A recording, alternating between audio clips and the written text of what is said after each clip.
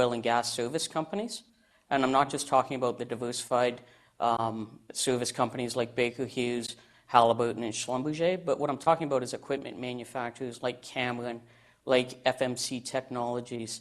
There's that opportunity, and I think on the E&P side, we are seeing a lot of value given the fact that you're seeing some pretty strong growth in production, but valuations are very compelling.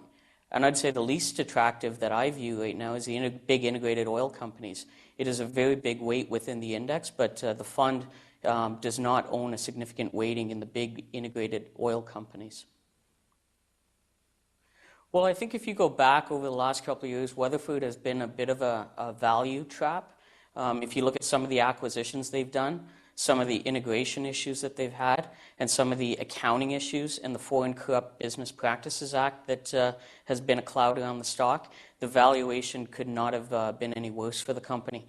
And they seem like they're finally turning the corner. They have their internal accounting systems figured out. They're getting some very good momentum from the artificial lift business.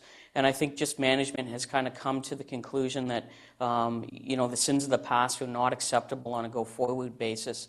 And if you look at the earnings momentum over the next 12 to 18 months, it looks very positive. And that's why I continue to hold the stock. And as you mentioned, it is the fund's biggest holding. Well, I think it's a shale boom story, but also what you're seeing is a really big pickup in global demand. And it's not all coming on the back of China.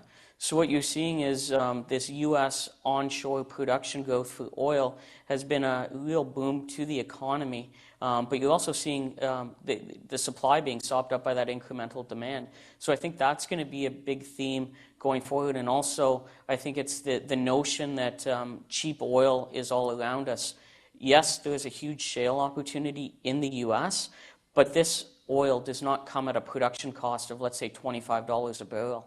The marginal cost of production continues to go higher globally, and that's just a function of declining oil fields worldwide.